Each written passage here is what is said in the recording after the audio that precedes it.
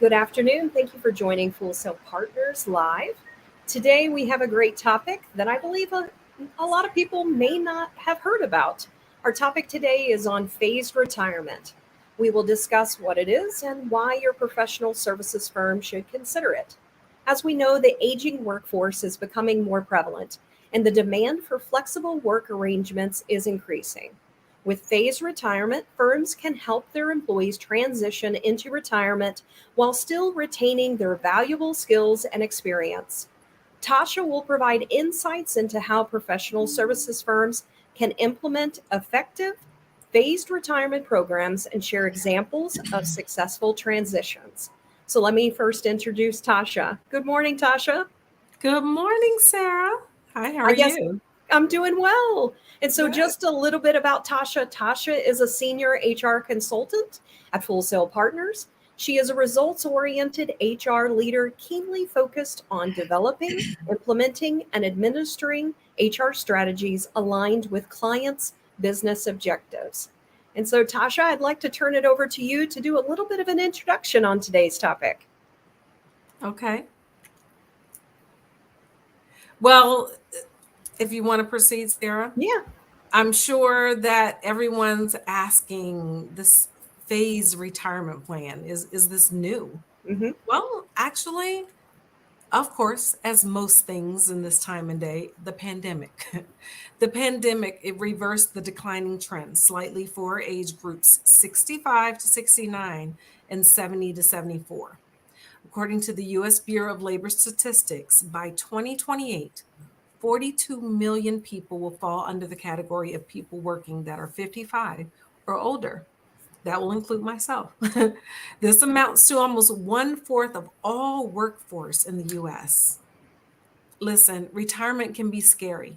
It can be scary for both the employee and the employer with all the unknowns.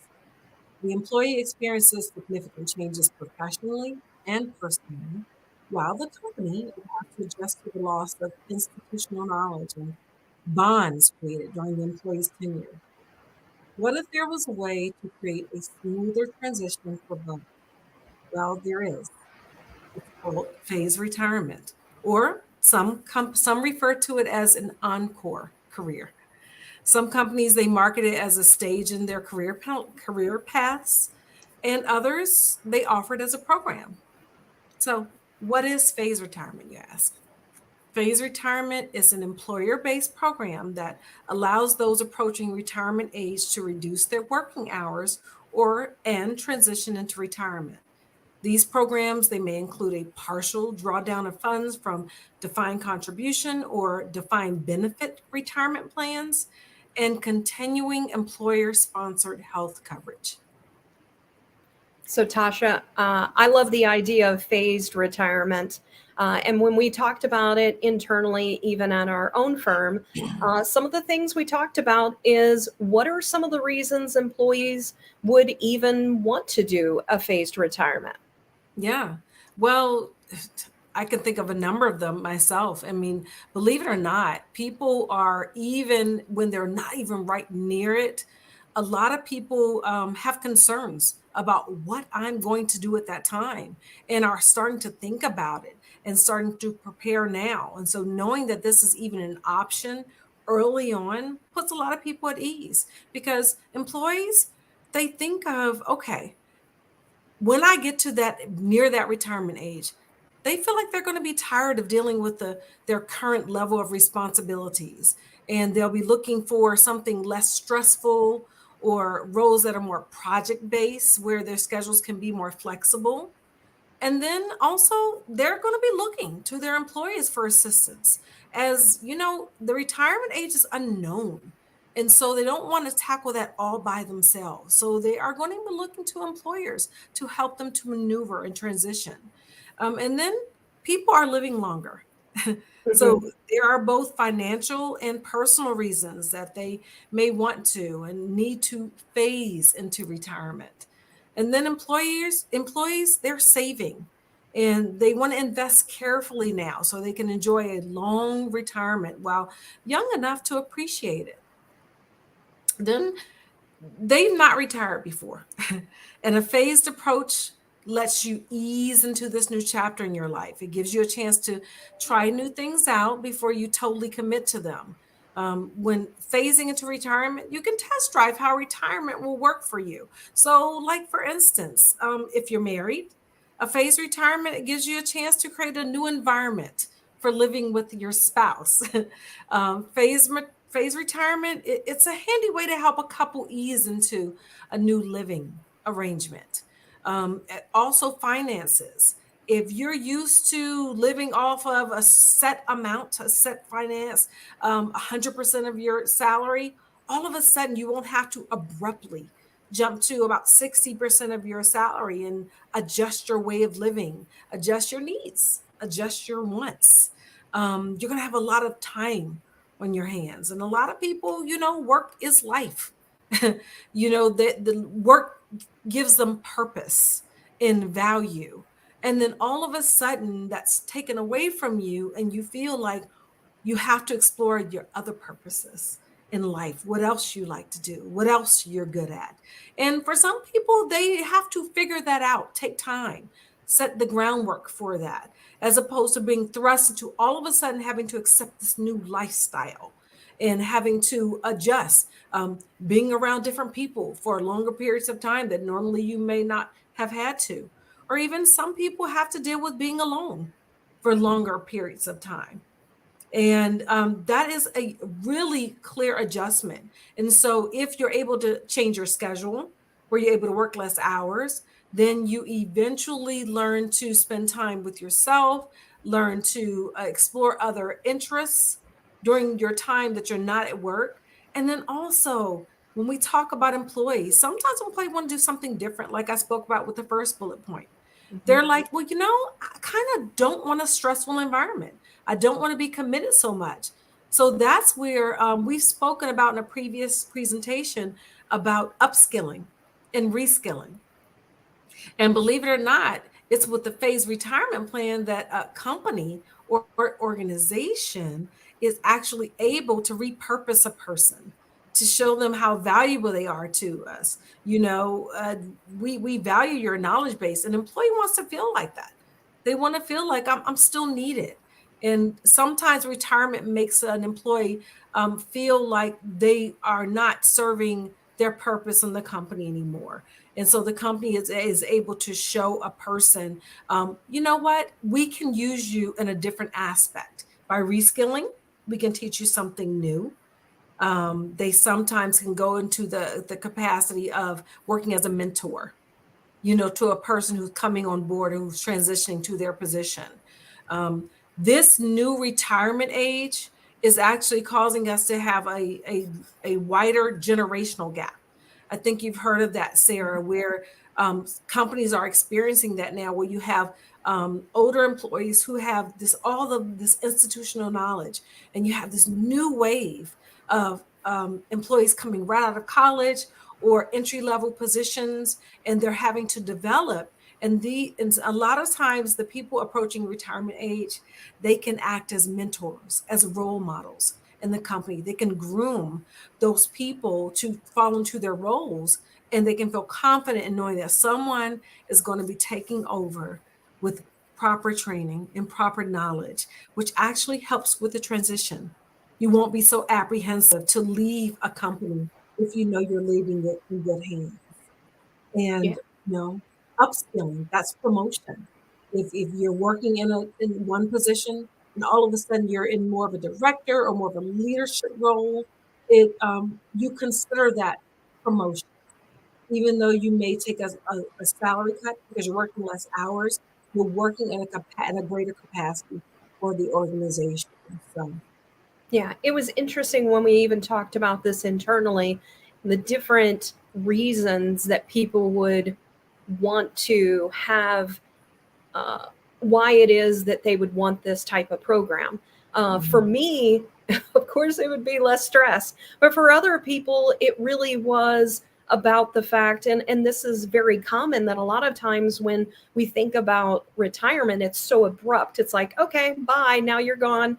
And people are worried about using their their brain and staying active and keeping their Yeah. mind moving. And so this really does make a lot of sense to have this type of program, really on the employee side, so you still have value, you still have information to share. Plus, it's not just telling you that now you're no longer going to be working. A Yep. lot of times people consider that actually very scary to do. And that's why sometimes people tend to stay on, because they're thinking about their health insurance and all of those types of things. But they're sort of not wanting to work as many hours, but there's really nothing available for them because they feel like it's an all or nothing type thing. I either work Right. or I retire. And that's why this makes a great option. And it allows the employee to leave on an up note. Because if Mhm. you think about it, if fear makes the employee stay because Mhm. they're just not sure how they'll survive, then they will oftentimes stay on board until they start to decline in performance, the Yeah. decline in their commitment and their loyalty. And, everyone wants to leave on a great note at their best, contributing their best. Yes. And so providing this program allows an employee the option to do that. I love that. I think that's really important that people want to show their value and they want it to be a positive ending experience, Yes. instead of a sad experience. So the transition into that makes a lot of sense. And Um, that's why I love the phrase encore yeah. career because it puts a really positive twist on it, where it's like, Mhm. you all thought I was done. It's like a performance. Like, oh, you thought that was the end, but here I come for my last performance. I'm going to go out with a bang. When you Yeah. think about a performance, the Yep. encore is what everybody looks forward to as someone's walking off the stage and they come back for that last hurrah. That's Yep. when everybody stands up and cheers and claps and they're on board with you and they're like, they still got it. Yeah. And so I love I that. love that feeling, the encore, and Yeah, people wanting more. We don't want you to leave. There's that's still right. value there. That's right. Yeah. Yes. One of the other things that really struck me is that I know retirement can be a concern, and you had done some research on that, and I want to sort of share up some of that information. And so this talked about the cost of a retirement and the amount people think they will need to retire. Well, and I think that it was quite eye opening for us because you can see the differences of what everyone thinks. And I think that it's super important that as people look at phased retirement, they also need to understand that how you feel about phased retirement may not be the same as someone else, not only in why it is that people might want it, but also from a financial perspective, why it is people might want that. Because from a money perspective, some people may feel that they don't need as much, and other people feel that Right. they need more. So this was an eye-opening chart that we ended up looking at.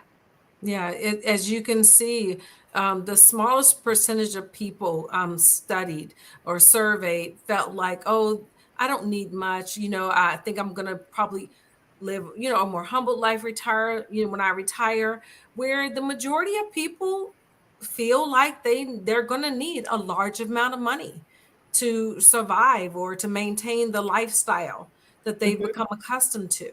And again, these numbers project how much people actually think they'll be able to save, not necessarily what they're currently making, Right.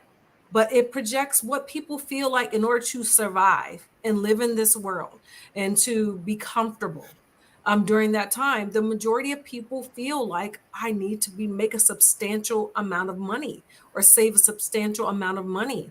And that's why you have a lot of people who are working past 67, Mhm. working past retirement age, because in their minds and their hearts, and when they're looking at the numbers, they haven't quite achieved what they feel like is necessary to live Mhm. that life. And with that, with the phase retirement, if you have that mindset, if you've already determined what you feel like you're comfortable with, sometimes a person may be to the point where they're tired, don't want to endure as much at work, but this allows them to still save money, and to impact that nest egg that they've created, because they're still bringing in some income, Mm-hmm. And then they're also not necessarily having to pay for their health insurance. That's one of the major benefits that employees are looking for, is that if I stay on board and work at least the minimum number of hours to still be eligible for insurance, that makes it all worth it to them Yeah. because it saves them those costs. Yeah, and when I went and took a look at this chart, there was another one that was quite interesting as well that we don't actually have, but you can go check it out. And it also talked about the different generations. And I think why there's also this disparate difference in the number is I noticed that for baby boomers, for example, their generation was relying upon Social Security, and that number went down quite significantly for Gen X, and then even more for the millennials. So people are thinking about where their money is going to come as well. 401k was much higher for Gen X, and pension, for example, was much lower for each of the later generations as well. So I think that's also why you see a little bit of a difference here as well, in how much money they think they'll need, because some are relying upon Social Security, for example. Yeah.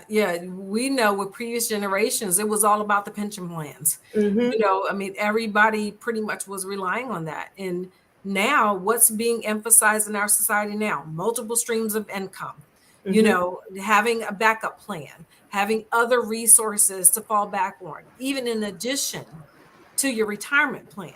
Right now it's being emphasized retirement plans. Also have an IRA, have stock purchase plans. There's so many different options that people are feeling like they need to provide financial security for themselves. Even the mindset has changed where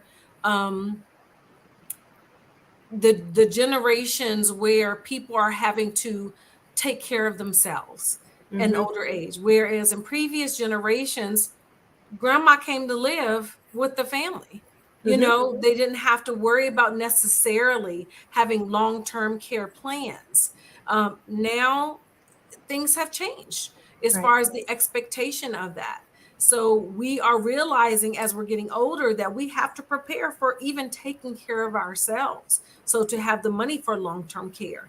And as I spoke about the healthcare concern, obviously as you get older, you're going to have more health concerns. We're living longer, but as we live longer, we're going to face ailments more as Mm-hmm. we're living longer. So that's a concern. Of course, we'll talk about it with the phased retirement plan.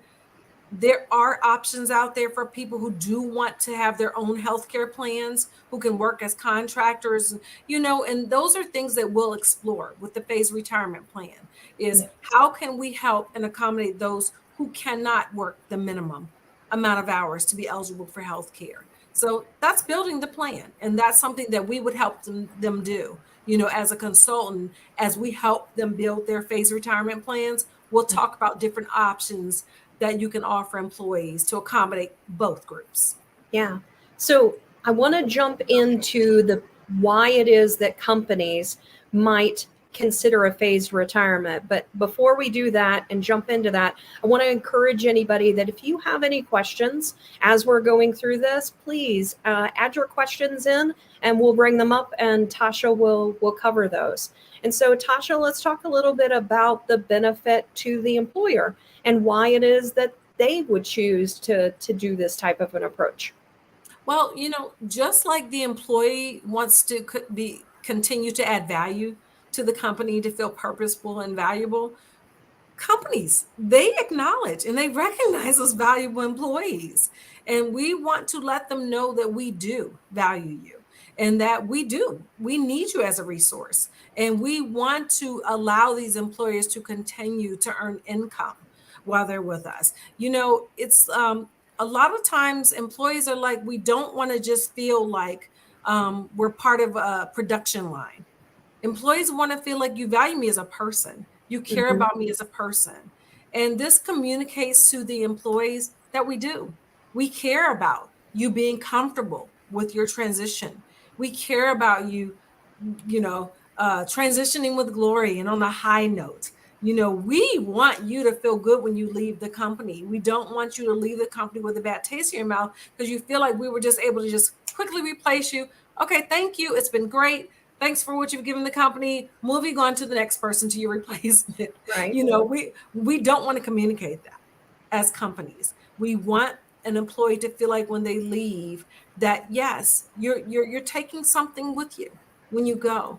And so in letting them stay on board, we're granting them the opportunity to extend their income, but we're also granting them the opportunity to transfer valuable knowledge that we value, that we feel like will be an asset to the next generation coming after them.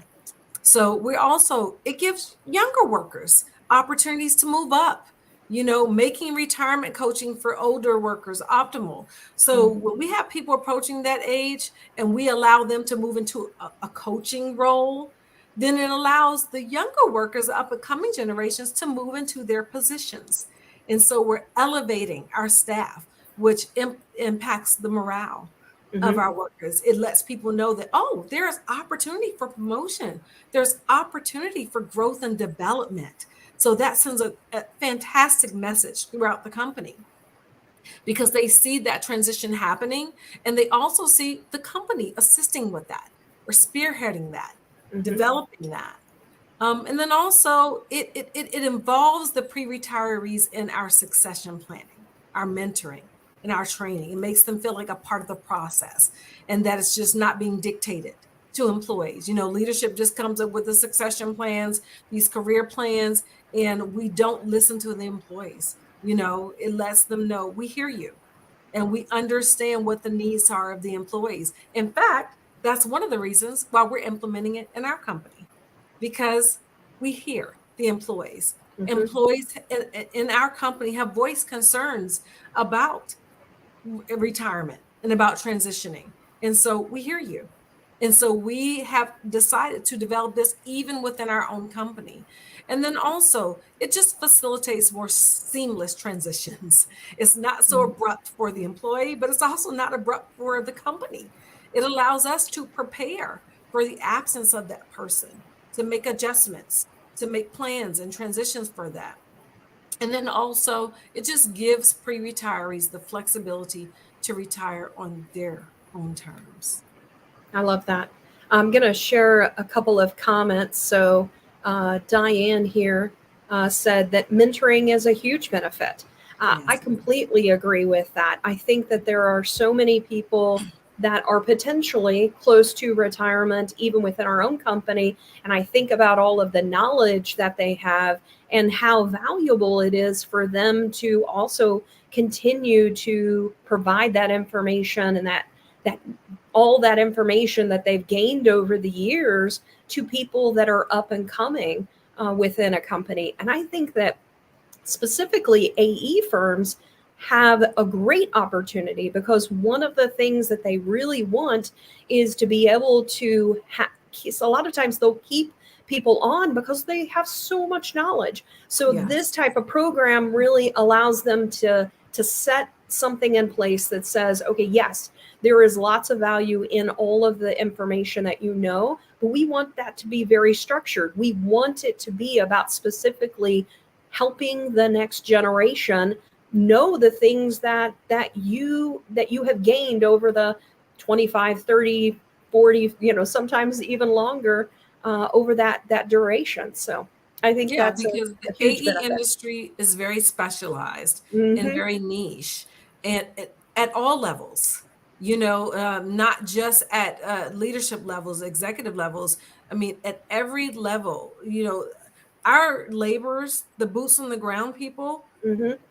very specialized and very niche. Hmm. And they've been a lot of these folks have been doing this for years. Hmm. You have one thing that's special about our industry is you can't always determine how long a person has been in the industry based on their title, because sometimes Hmm. you may have someone who's a project engineer and they've been working for 40 years in the industry, and you have a project engineer who's a newbie right out of college. They have the same title, but it's a matter of, again, what the focus is, what their expertise is. And Hmm. some people, they love being boots on the ground. They don't have a desire necessarily to come to the office. They may even end up going the route of, you know what, do I have the choice of being a PM or a superintendent? I choose to be a superintendent because I like to be out there in the trenches, in the project. I like that. I don't prefer to be in an office setting. And so it's very specialized in particular. And so for us, it's kind of hard to replace that. Hmm. It's hard to replace. And in our industry, it has longevity. People are super loyal. In our industry, you find often people who stay with companies for 8 to 10 years or even more. So with that being said, you don't have a lot of transition, and you don't have a lot of transfer of knowledge. Hmm. So when you have opportunities to do that, to facilitate that properly, you should jump at it if you're an organization, especially in the AE industry. Well, and I also think about back in 2008, there were a lot of people that left the industry. And since then, we've continued to struggle. And here, even after the 2020 recession, as we dealt with the pandemic, we dealt with still potentially more people just saying, you know what, I'm actually done. But it would have been a great opportunity, and some of them have come back. But the thing that I think a lot of the younger generation, if you have this in place, what they're really looking at is they want to understand how they're going to grow in their career. And if you have a phased approach, then it also talks to them. Like you said, the new opportunities. This is one of the ways to make sure that you're also keeping the younger generation as well. And they're not going to hopefully not move around as much. I think this is another way to sort of combat people going to different locations and being stolen within the industry. If they have someone that they know is really going to be dedicated to them and helping them to grow, that's ultimately what a lot of times people feel that they're missing, and why it is that they jump around from job to job. The other thing is it's reciprocal.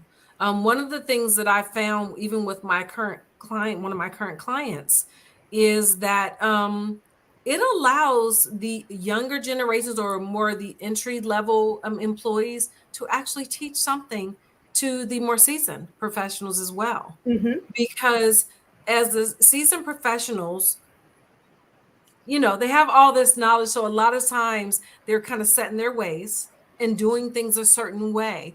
And that transition is not just to the support of the employees, but to leadership as well. And a Hmm. lot of times the new generations coming in, they challenge that thought process, that Sure. mindset.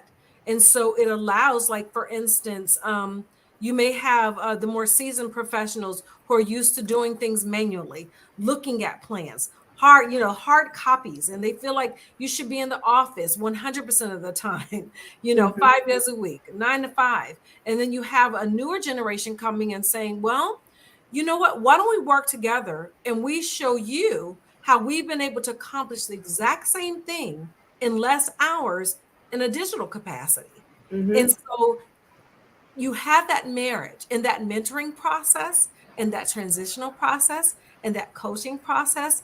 It allows both groups to open their mind. And then you have that midway group, that group who is not necessarily well seasoned, but they've been at it for a while. And then Hmm. you have the newbies coming, and the people in the middle, they benefit from both groups. And so it's a win-win for Hmm. everyone. And so the more seasoned generation, even when they go out, decide if you retire and you want to do contract work or part-time work here and there, guess what you're taking with you?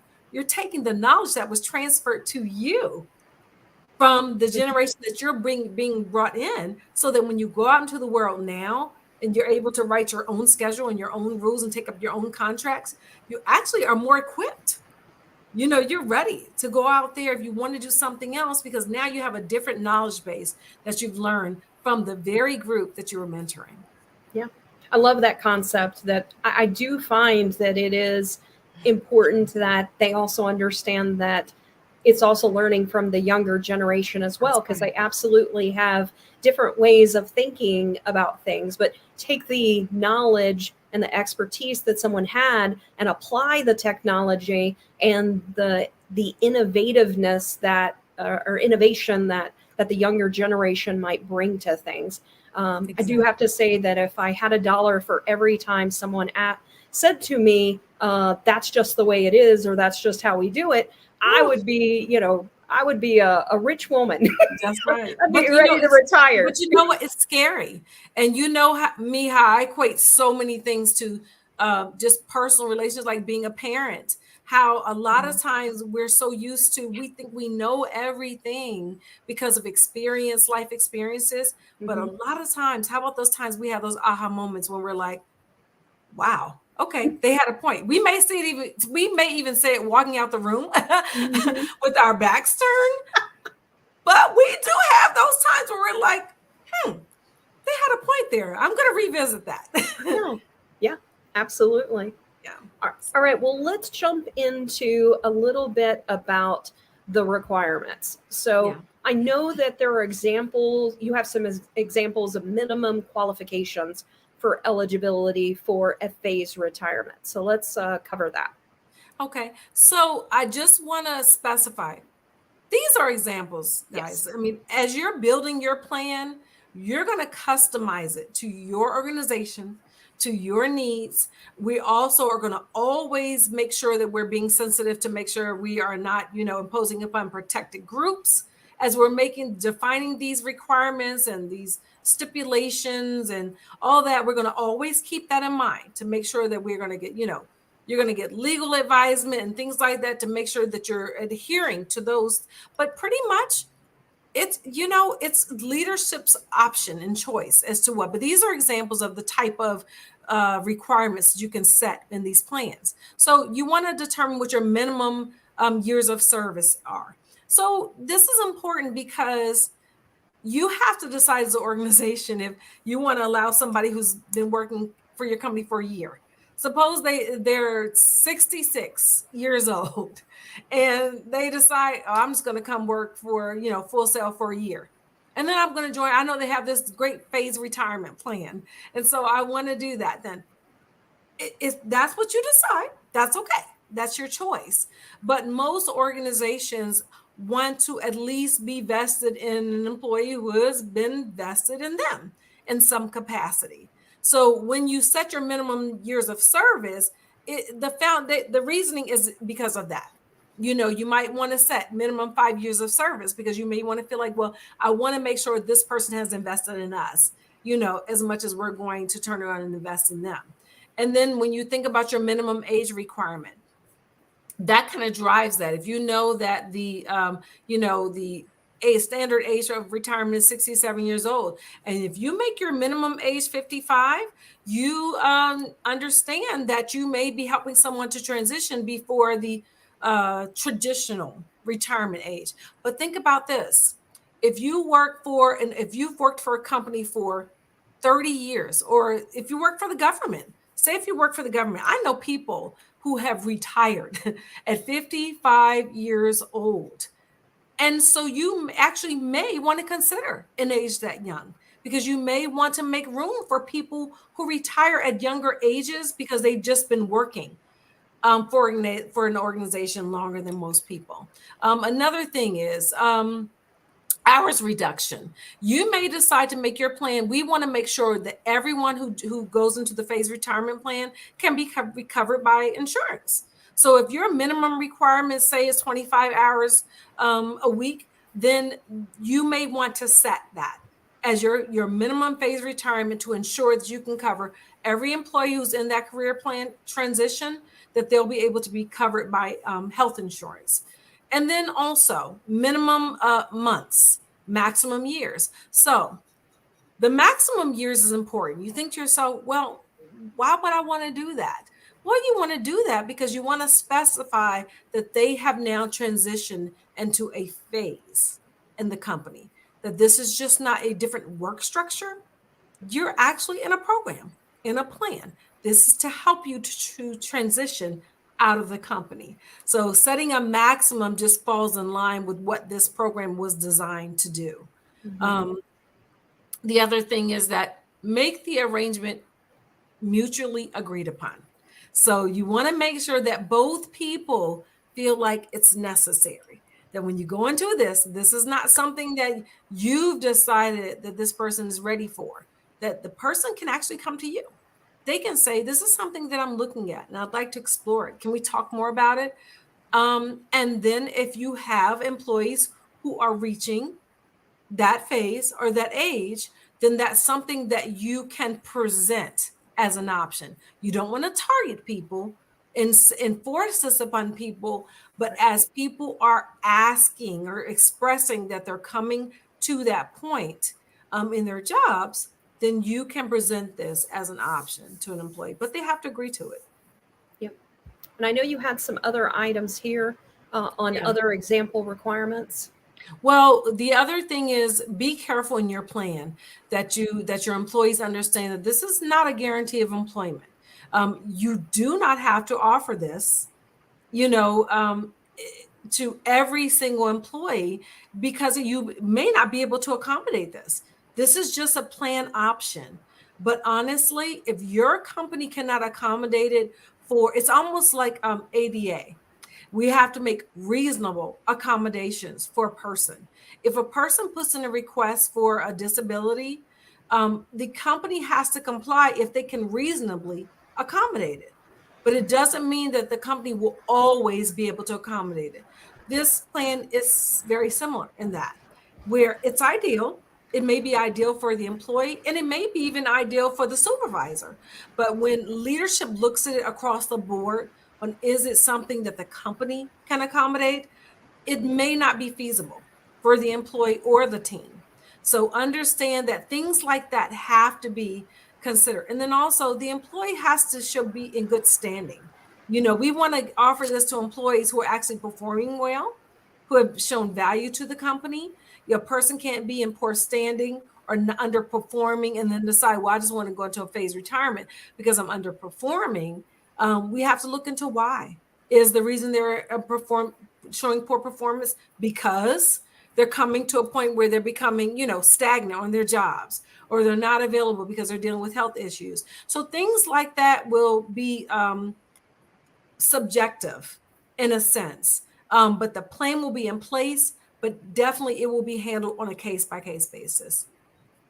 Yeah. And so, Tasha, I'm going to go ahead and just let's talk just a little bit about. I'm going to take this off the screen.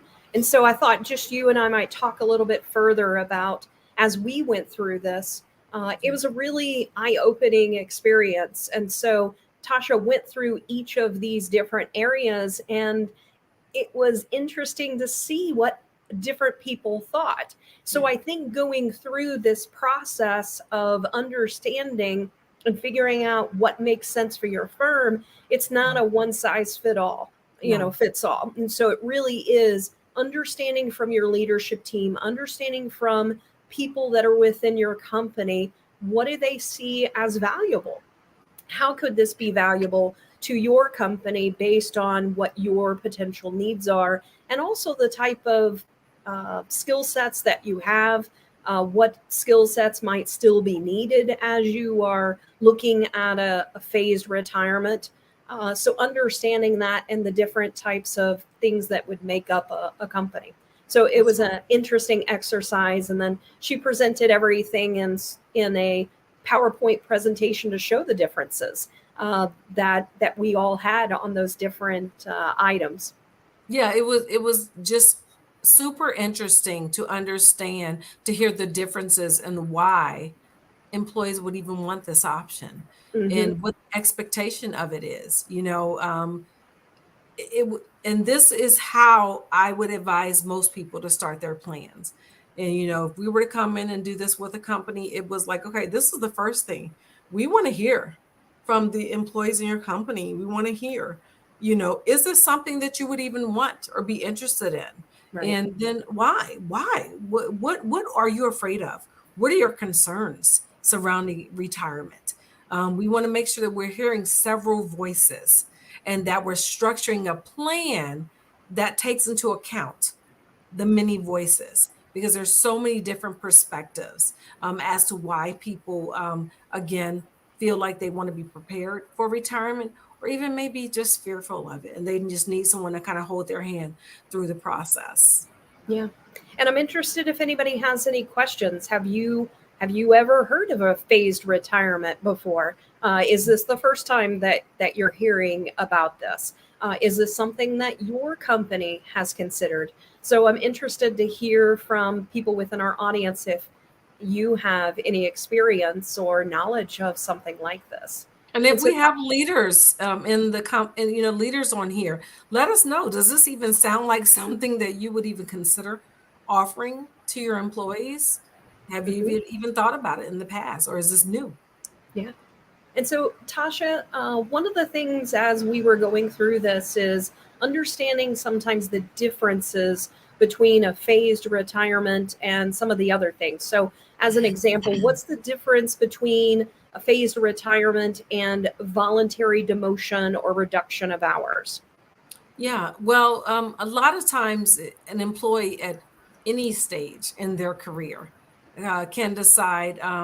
For instance, I've dealt with employees who were promoted in their roles, and when they got into the role, found that maybe they just weren't properly equipped, or it was overwhelming, or the demands were different than they expected in the roles. And so sometimes they'll come to their supervisor and say, "Well, you know what? I voluntarily would like to either return to my previous position, or I'd like to transition into one that potentially may not be as demanding as this one." And they understand this will be a cut in salary, and they are prepared to take that. And it's not tied to their age or their tenure or anything. It is just the decision to take a different role in a different capacity. So that pertains to anyone, and that's just a permanent transition. This is not a person who necessarily plans to leave the company in the next 5 to 7 years. This is a person who could potentially be in the company for 20 more years, or even if someone wants to transition to a different role, if they'd like to be reskilled or upskilled or looking for promotion, that's not tied to the desire or the intention to ultimately leave the company in the near future. So that's the difference. The phase retirement is the components of them are the same, where you can explore, taking a lower salary or taking a lesser role or transitioning to a different type role, but it is completely tied to the intention or the plans of transitioning out of the company in the near future. So that's the difference between the two. Perfect. And then as you start to think about an employee, Mhm. I might meet some of these requirements. What do you think about? Is this something that is automatically done? I'm automatically approved. Now, I've met all this requirement. I'm now ready for my phased retirement. Is that how it happens? Right. No, that would be great in a perfect world. But, companies always have to think of, the broader scope of things. As employees, oftentimes, rightfully so, we think about me, me, me, what's in it for me. And the company has to think about what's in it for the employee, but also has to think about the greater scope. How does this impact the company? And Mhm. so for leadership, they have to make it make sense. So as you're evaluating, the employees for this phase retirement, the company has to make sure that it makes sense and that they can actually accommodate it. And that's why one of the things that suggested that we didn't really mention here is even when you're thinking about the requirements, you think about what roles could this plan accommodate. Mhm. It may not be something that you can give as an option for every single role within the company, because if there are specific roles where you're just needed, like for that particular job, you are needed, 40 days, 40 hours a week, it is necessary for you to be a high performer or to even be a functional performer. So It would be ideal to say that, but realistically and practically, it just would not be an option to for everyone who's eligible. Then yes, this is your next phase of your your career. And again, the person has to be evaluated on their performance, how they're doing. Are they deficient right now? Are they in the middle of a corrective action? Things like that have to be looked at before this is considered an option for an employee. So let's give a little bit of guidance to our audience. Let's say that I'm an employer and I've got my eye on someone. I want to select them or I want to recommend them for a retirement plan. What talk a little bit about what employers need to keep in mind related to that. Well, I feel like it's no different from us offering like benefit reminders, you know, as we have employees reaching a certain age or even a certain tenure. It's no different. Let's say this: an employee, if they're not eligible for FMLA until they've been with the company for a year, and Mm-hmm. you saying, hey, you're coming up, to your year, just to remind you that you're now eligible for FMLA, Right. or you're coming up when your 30-day waiting period before you're eligible for health benefits. Well, as a person is approaching the age retirement, it's not pinpointing them, telling them you should do this, we recommend this, or we're going to assign you to this. We can't do that, but Right. to approach a person who has coming up upon retirement age, or who has expressed that they're thinking about retiring at a certain age, then you can present it in that way to say, hey, just to remind you that this is an option, that you're becoming eligible, or you're coming into the eligible status for Right. this particular program or phase retirement plan. And like I said, as a company, you may want to sell this as just a career path. I think our company has decided to do this, to Mm-hmm. sell it as this is just another path that you can go in your Right. career with our company. It just has these different requirements. And if you haven't met those, then that career path isn't available to you yet. Right. And I think that, as you mentioned earlier, it's not something that you want to, it's not something you force upon individuals. That's It's right. more like a benefit, as you stated. It's letting them know that this is an option, a potential option for you, or evaluating whether it is an option That's right. for you based on your particular um, position. And so That's let right. me ask you this question. What about um, should you offer it out to everyone if they potentially don't meet the requirement, or are you only offering it to those that potentially could meet? Uh, Oh, no, no, no. This should be communicated and advertised throughout the company. okay. It is it's almost like health insurance plans. With the previous employer, I was able to I can't think of a better word, but convince, them that it's important to have a plan designed to speak to all of the demographics within your organization, so that even if you find that your organization is top heavy with newcomers, employees new in their careers, they're in their 20s, they don't have families, they're single, they don't need lofty health insurance plans. It's important to have a plan that actually shows them that we have great options even for that phase in life that you're going to transition to, because it allows them to know, you know what, I'm going to stay with this company. I don't have to just stay with this company who's going to take care of me right now in Hmm. my current state in my 20s. This is a company who's going to take care of me when I stay with them for the next 10 years and I begin to have a family and I begin to have a spouse, and I'm going to need to not just have individual coverage, but I'm going to need to know that there's great plans available for family coverage. This is kind of the same thing.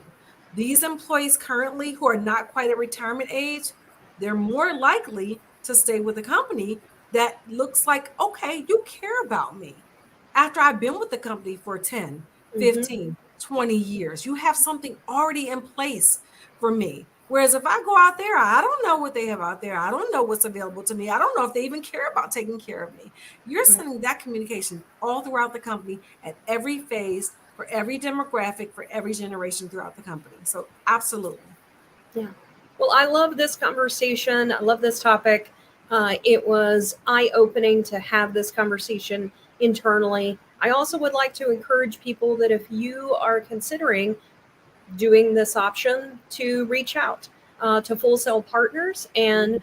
we can coordinate contacting you with Tasha. She can then have a further conversation with you, not only about this topic, but also about a lot of HR topics Yes. as well. And so, Tasha, I just wanted to thank you for joining us today. It was a great conversation. I loved learning about the different things related to a phased retirement. And thank you, everyone, to our audience for joining us as Thank well. you. Thank you. Yeah. Thank you. And I loved it. I love talking about all things people, Hmm. all things helping us to be our best selves. And this helps us to be our best selves, even beyond our careers. Yes, absolutely. And so, if you guys have any questions, feel free to reach out to us. And we just want to thank you again for joining us today. Thank you.